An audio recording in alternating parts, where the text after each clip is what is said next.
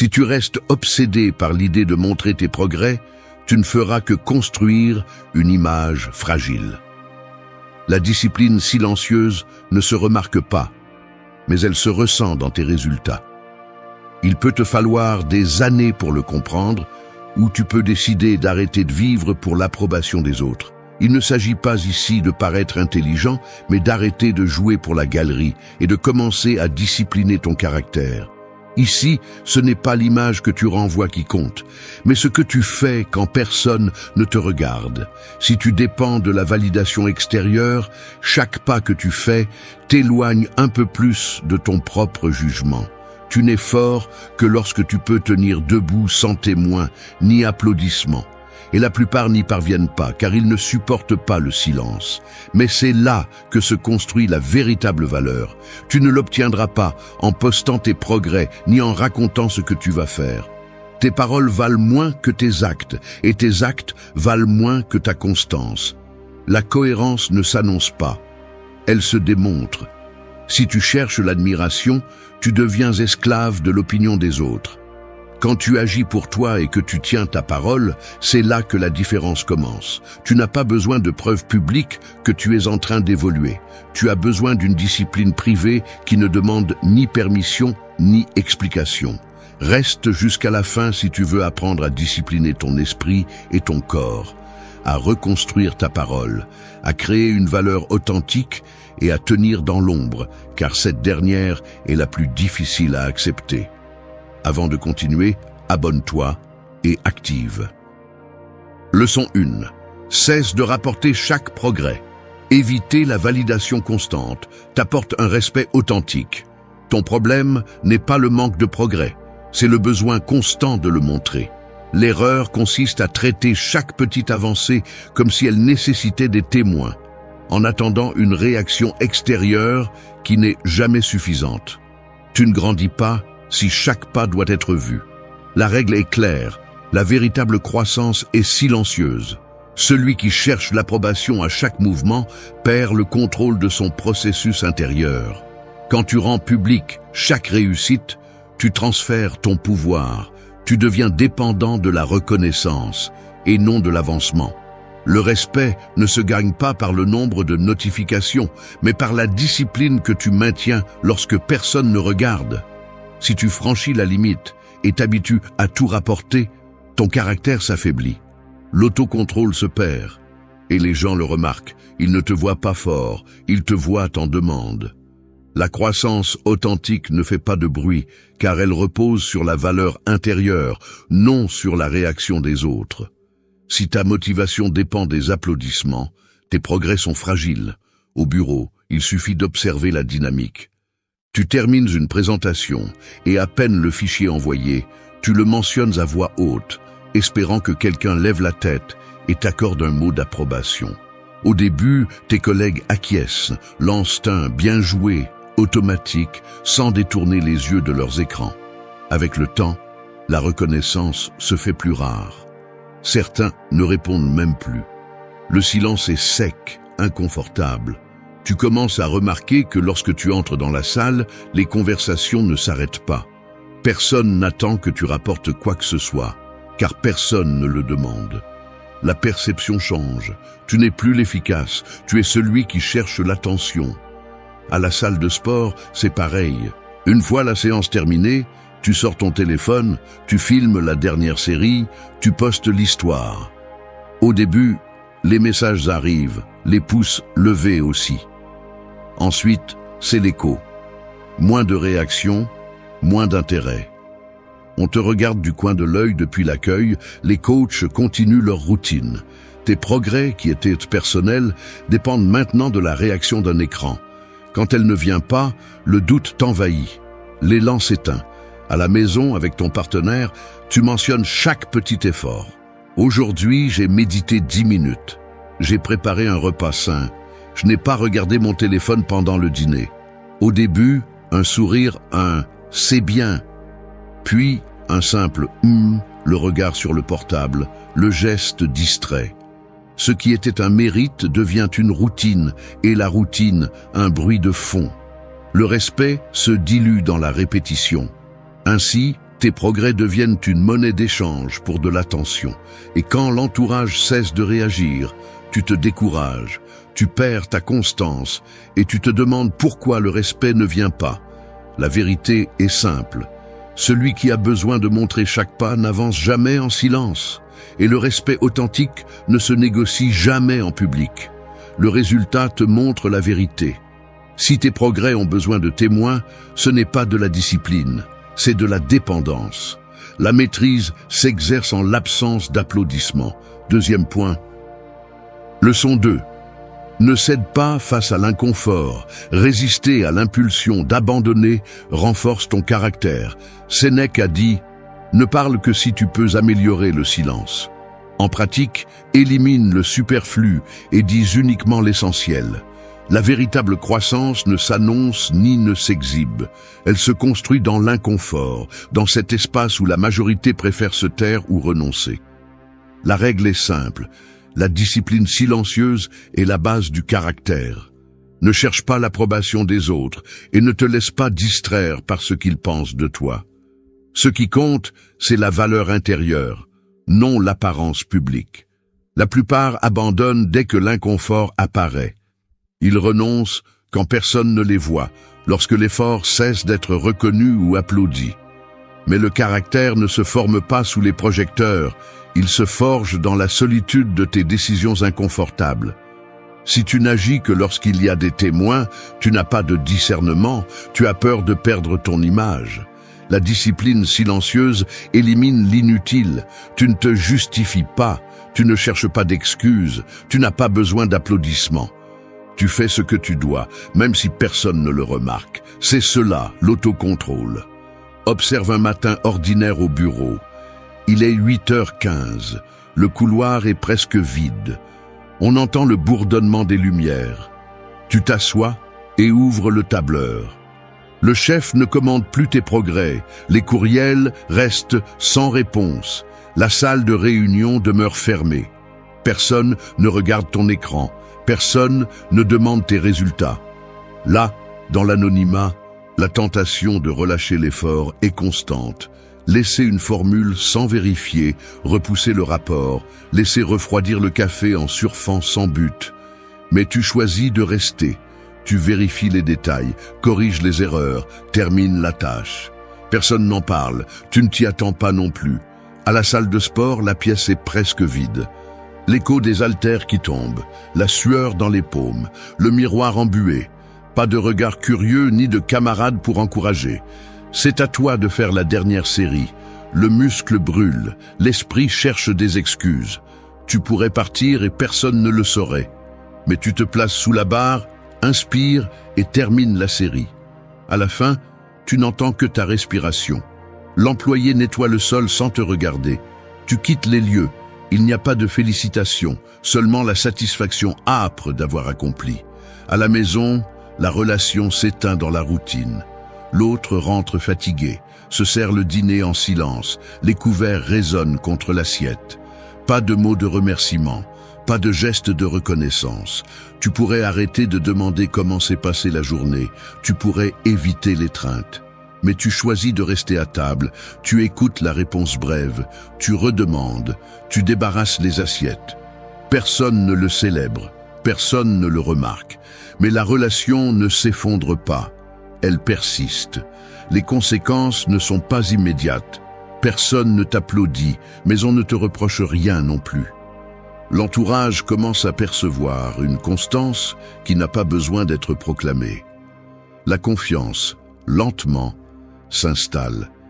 Les erreurs diminuent, les résultats s'accumulent. La perception change. Tu n'es plus celui qui cherche la reconnaissance.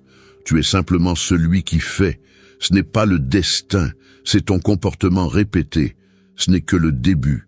Maîtrise, agir sans témoin. Leçon 3. Tiens tes promesses, même si personne ne regarde. Honorer ta parole fait de toi une personne digne de confiance. Ne cherche pas d'excuses. Fais ce que tu as dit que tu ferais, même si personne ne regarde et que personne ne va te le reconnaître. Agis avec la même exigence lorsqu'il n'y a pas de témoin. Le critère se démontre en privé. La règle est claire, ta parole est un contrat, pas une décoration. Ce que tu promets, tu l'accomplis. Peu importe les applaudissements, les likes ou les témoins. La véritable valeur ne se mesure pas à la réaction des autres, mais à la cohérence que tu maintiens dans le silence. Si tu n'accomplis que lorsque tu es observé, tu es esclave de l'approbation et otage de l'image. Ainsi, il n'y aura jamais de maîtrise intérieure. La discipline silencieuse organise ta vie de l'intérieur, pas à partir du bruit extérieur. Chaque fois que tu cèdes à la facilité de laisser quelque chose à moitié fait parce que personne ne va s'en rendre compte, tu renforces le désordre et perds le contrôle. Le respect que tu recherches commence avec toi, et seulement avec toi. Réfléchis-y. Tu as promis de rendre un rapport à temps au travail, mais comme ton chef ne t'a rien demandé, tu repousses jusqu'à ce qu'on te le réclame. Tu dis que tu vas t'entraîner 3 fois par semaine, mais si personne ne te pose de questions, tu arrêtes d'y aller. Tu as convenu avec ton partenaire de résoudre un problème, mais puisqu'il n'en parle pas, tu l'ignores. Ce schéma n'est pas un hasard. C'est un manque de critères, un manque d'ordre, un manque de respect pour ta propre valeur. Si ta parole n'a de valeur qu'en situation de pression, tu n'auras jamais la véritable confiance de personne, pas même la tienne. Il y a plus. Observe ce qui se passe lorsque tu manques à tes engagements en silence. Le mail promis que tu n'as jamais envoyé, cet appel que tu avais dit que tu ferais et que tu as oublié, le projet personnel que tu as repoussé jusqu'à ce qu'il devienne invisible. Personne ne te fait de reproches, mais la dette s'accumule. Tu commences à le remarquer dans les détails. Tu te regardes dans le miroir et évites de soutenir ton propre regard. Le dimanche soir, le poids des tâches non accomplies t'accompagne au lit. Lors d'une réunion, quand quelqu'un demande qui peut s'occuper d'un sujet, personne ne te regarde. Les opportunités cessent d'apparaître. Tu deviens invisible aussi pour les autres. Le respect ne se perd pas dans les cris, mais dans les longs silences et les promesses rompues que personne ne mentionne. Le jour où tu décides de tenir parole, même si personne ne t'observe, la dynamique change. Tu termines ce rapport même si personne ne l'a demandé, et en l'envoyant en avance, le silence se brise. Ton chef lève les yeux, fait une pause, acquiesce sans un mot. Il n'y a pas d'applaudissements, mais pour le projet suivant, on vient te voir en premier. À la maison, tu règles cette tâche sans que ton partenaire ait besoin de te le rappeler. Elle t'observe du coin de l'œil, ne dit rien, mais la tension baisse. L'ambiance s'ordonne, ta démarche change. La confiance s'installe dans les gestes quotidiens, dans la façon dont tu t'assois, dans le ton avec lequel tu réponds au téléphone. La conséquence est simple. Celui qui tient ses engagements sans témoin est maître de lui-même. Il n'a pas besoin de rappel, ni de surveillance, ni de promesses publiques. C'est la maîtrise. Dans la prochaine leçon, tu comprendras pourquoi ton critère ne dépend pas de l'opinion des autres, mais de ta capacité à rester ferme lorsque personne ne te regarde. Leçon 4. Élimine délibérément les distractions. Couper le superflu. Multiplie ta concentration quotidienne. Épictète a dit: ce ne sont pas les choses qui nous troublent, mais les opinions que nous avons à leur sujet. En pratique, ton jugement est ta chaîne ou ta liberté. Si tu ne mets pas d'ordre dans ton attention, tu es prisonnier de ce que les autres décident de te montrer, et non de ce que tu décides de construire. La règle est simple. Chaque distraction que tu tolères affaiblit ta discipline et dilue ta valeur intérieure. La véritable croissance ne se mesure pas aux applaudissements ni aux réactions, mais au contrôle que tu exerces sur ce que tu laisses entrer dans ta journée. Tant que tu continues à laisser ouvertes les portes au superflu, notifications, messages inutiles, comparaisons constantes, ton énergie se disperse et ton discernement devient opaque. L'approbation extérieure est un mirage. Chaque fois que tu cherches une validation dans ce qui est visible, tu perds de la solidité dans l'invisible. Le respect de soi s'érode à chaque interruption que tu permets parce que tu n'as pas eu le courage d'établir des limites. Ce n'est pas le monde qui te distrait, c'est toi qui refuses de prendre le contrôle. Pense-y au travail. Tu as une tâche clé. mais tu vérifies WhatsApp toutes les 5 minutes. Tu réponds à des messages sans importance et tu passes d'un onglet à l'autre. Tu termines la journée fatigué, avec l'impression d'avoir beaucoup fait, mais sans avancer sur l'essentiel. Ou à la salle de sport. Tu y vas, mais chaque pause est remplie par les réseaux sociaux, à regarder la vie des autres au lieu de renforcer la tienne. Même dans ta relation, au lieu d'écouter vraiment, ton attention est partagée entre l'écran et la personne. Le résultat est le même, présence superficielle, progrès nul. Transporte cela à un après-midi ordinaire. Tu ouvres ton ordinateur portable pour finir un rapport en retard. La notification vibre, l'écran clignote. Quelqu'un t'identifie sur une photo, un autre groupe envoie des mèmes, la boîte mail se remplit de sujets urgents. Aucun ne te concerne. Tu regardes l'horloge. 2 heures se sont écoulées. Le rapport n'a pas bougé. Le bureau est couvert de tasses vides et de papiers non lus. Le téléphone reste à portée de main, jamais en mode silencieux. Tu lèves les yeux et tu vois ton reflet dans la fenêtre. Regard fatigué, mâchoire tendue. La sensation de vide est palpable. Dehors, la lumière change, mais tu restes bloqué sur le même paragraphe. À la maison, la scène se répète. Le dîner refroidit pendant que tu réponds à des messages dont tu ne te souviens plus après. La télévision fait du bruit en fond, mais tu ignores ce qui se dit. Quelqu'un te demande comment s'est passée ta journée et tu te contentes de hausser les épaules. Personne n'insiste. Le silence s'installe. À table, les gestes sont automatiques, les dialogues courts. La déconnexion se lit dans les détails. Regard absent, réponse monotone, absence de vraies questions. Le lendemain, la perception change. Les autres remarquent ton absence, même si tu es là. Les supérieurs doutent de ta fiabilité. Tes collègues cessent de t'inclure dans les décisions importantes. À la maison, la distance s'agrandit. Les conversations deviennent une formalité. Les plans se font sans te consulter. Le respect se perd dans l'invisible et quand tu essaies de le regagner, tu découvres que tu n'as plus de crédit. Ce n'est pas le destin. C'est ta conduite répétée. Et il y a plus. Maîtrise la porte de ton attention. Leçon 5. Décide de ta voix sans chercher l'approbation. Prendre des décisions seul renforce ton énergie intérieure. Tu es en réunion et avant de donner ton avis, tu jettes un coup d'œil pour guetter la réaction des autres. Tu envoies un message important et tu attends la double coche bleue, inquiet de la réponse. Ou tu hésites avant de prendre une décision simple, craignant ce que les autres penseront si tu te trompes. C'est ainsi que tu dilues ta force, en consultant chaque pas, en attendant une permission qui ne viendra jamais. Le principe est simple, la véritable croissance exige une discipline silencieuse et une concentration absolue sur ta valeur intérieure, non sur l'opinion d'autrui. Quand tu remets ta direction à l'approbation extérieure, tu deviens dépendant et prévisible. Le respect ne se construit pas en demandant la permission. Il se gagne en prenant des décisions et en les assumant, même si personne n'applaudit.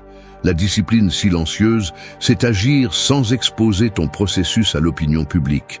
Si tu cherches l'approbation avant d'agir, ton discernement s'affaiblit. La valeur intérieure se forge dans la solitude, au moment où tu décides sans témoin, sans besoin de reconnaissance. Chaque fois que tu doutes et consultes avant d'agir, tu abandonnes ton pouvoir de décision. Et lorsque ta conduite dépend des applaudissements, tu ne développes jamais une véritable autonomie. Exemple du quotidien. Tu es sur le point de changer de travail. Au lieu d'analyser tes propres raisons et de prendre la décision, tu appelles 3 amis, tu demandes l'avis de ton partenaire, tu consultes des forums. Au final, ton choix est la moyenne de ce que les autres pensent, pas le reflet de ton caractère. Ou à la salle de sport. Tu t'arrêtes au milieu de la série parce que tu remarques que personne ne te regarde. Et tu as l'impression que ton effort ne compte que s'il est visible. Ainsi, tu prends l'habitude de mesurer ta progression selon la réaction des autres et non selon tes propres critères. Même dans les petites choses, tu envoies un message et si tu ne reçois pas de réponse immédiate, tu t'inquiètes, tu doutes de toi. Cette habitude te rend faible, anxieux, toujours à la merci de la validation extérieure. Et le vrai progrès n'arrive jamais, parce que tu n'agis jamais par conviction, seulement par réaction. Autre scène, tu sors dîner avec un groupe et, devant le menu, tu attends que tout le monde commande avant de te décider, observant leur plat pour ne pas détonner.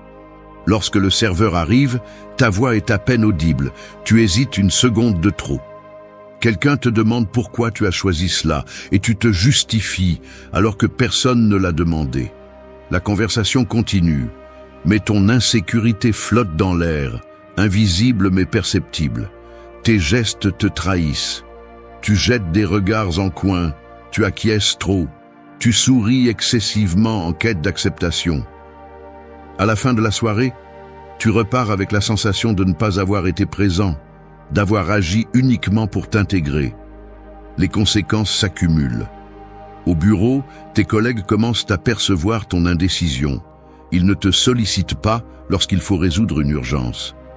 Cela se voit dans les silences gênants avant que tu ne parles, dans les regards échangés en attendant que quelqu'un d'autre prenne l'initiative.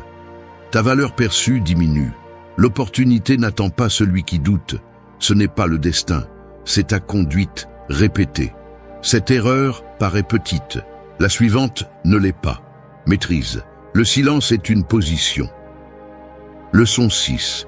Fixez des limites claires à ceux qui absorbent votre temps. Protéger votre espace vous permet de grandir solidement.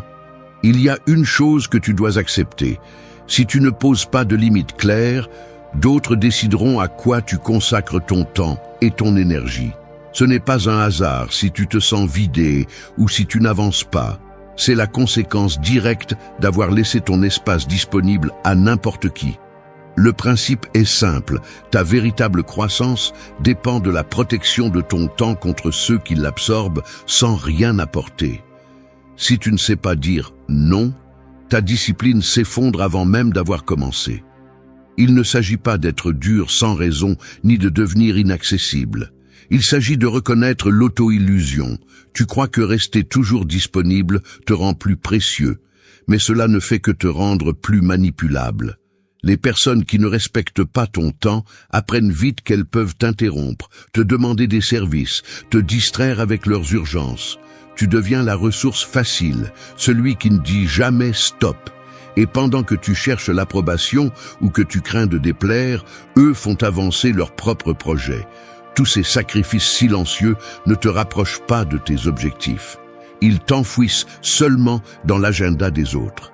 Au travail, tu es celui qui répond aux messages WhatsApp en dehors des horaires, celui qui prend en charge les tâches des autres parce qu'il ne sait pas dire non.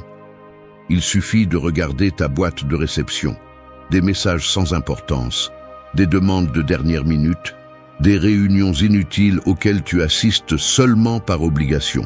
Dans ton groupe d'amis, tu es celui qui est toujours disponible, même si tu annules tes propres projets. Tu reçois des appels inattendus, des messages pour résoudre des problèmes qui ne te concernent pas, des invitations de dernière minute auxquelles tu acceptes, même si tu as d'autres priorités.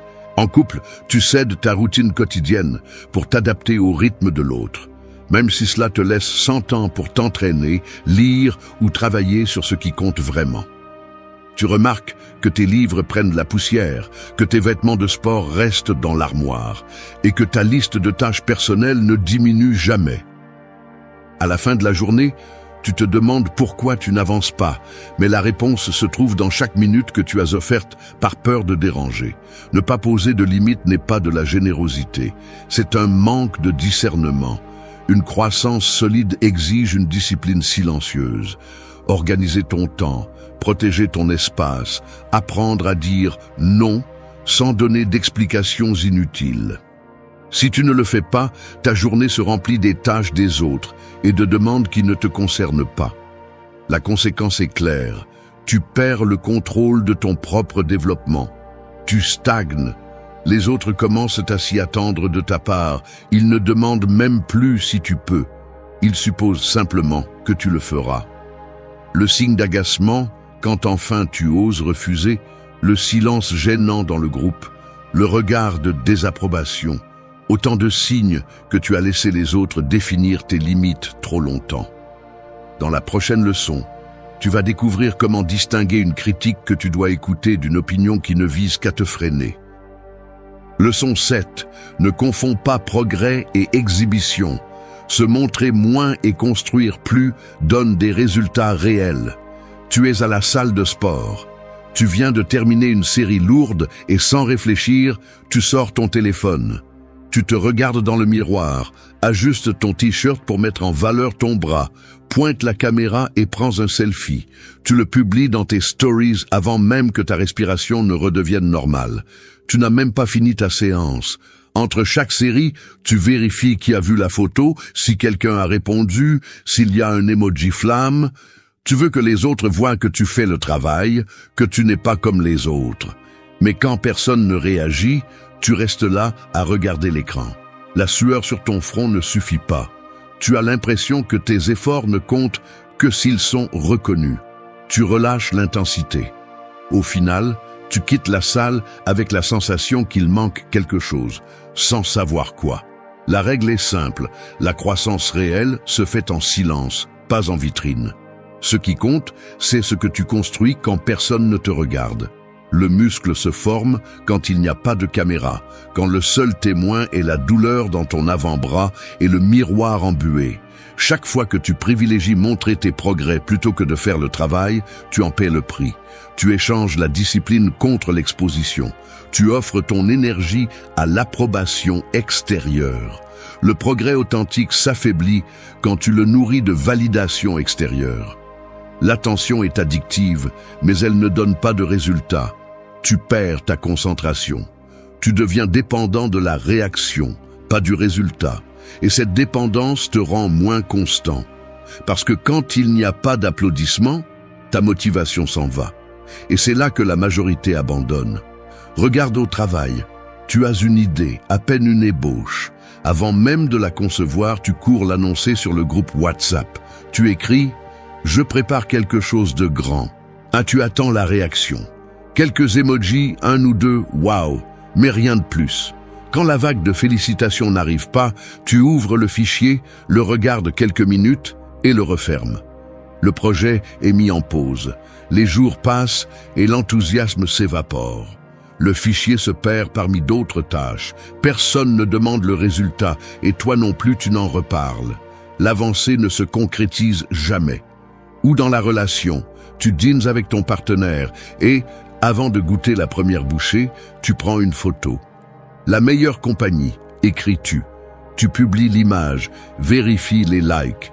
Quand l'attention retombe, quand personne ne commente, tu te demandes s'il y a vraiment quelque chose de spécial. Tu commences à chercher des moments postables au lieu de moments réels. Les silences à table deviennent gênants parce qu'il n'y a plus rien à montrer. Le coût est évident. Tes progrès dépendent du regard des autres, pas de tes propres standards. Et cela te rend fragile. Il y a des conséquences visibles. Ton entourage commence à remarquer la différence. On te demande moins de nouvelles de tes projets parce qu'on sait que tu ne cherches qu'une réaction. À la salle, ceux qui progressent vraiment t'ignorent. Au travail, tes idées perdent de la valeur parce qu'elles n'aboutissent jamais à des résultats. Dans la relation, ton partenaire sent la distance. Les gestes changent, moins de contact visuel, plus de temps sur le téléphone, des phrases plus courtes. Le résultat te montre la vérité. Et il y a plus. Leçon 8. Apprends à être fort dans la solitude. Soutenir ta discipline sans témoin est la véritable épreuve. Il y a quelque chose qui paraît inoffensif. La plupart ne gardent le contrôle que lorsque quelqu'un les regarde. Ils font des efforts s'il y a un public, s'ils attendent des applaudissements ou au moins une réaction. Mais lorsque la porte se ferme et qu'il n'y a pas de témoin, toute cette prétendue exigence se dissout. La vraie règle apparaît lorsque personne n'observe. Le principe est clair, ta discipline réelle se mesure dans la solitude, pas dans l'exposition. La valeur intérieure ne se négocie pas avec le regard des autres, ni ne se confirme par l'approbation d'autrui. La raison est directe et dure. Si ta conduite dépend du regard des autres, tu n'as pas de caractère.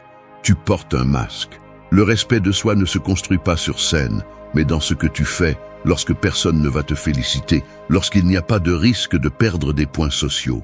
La véritable croissance exige que tu maintiennes tes habitudes, même si personne ne te récompense, même si l'effort passe inaperçu. Car si tu n'es discipliné que sous le regard d'autrui, tu n'es pas fort, tu es dépendant. La vraie force est silencieuse, inconfortable, sans témoin ni like. Et là, la plupart échouent. Imagine ta routine quotidienne. Quand ton chef est là, tu fais semblant de travailler avec rigueur. Le clavier claque, l'écran change d'onglet dès qu'il passe derrière toi. Mais quand il s'en va, tu laisses la tâche à moitié faite et tu consultes ton téléphone. Les minutes filent. À la salle de sport, tu fais des répétitions impeccables s'il y a quelqu'un qui regarde, tu ajustes même les poids avec une pause théâtrale. Mais tu négliges la technique quand personne ne surveille, et la sueur sur le front ne compense pas la tricherie.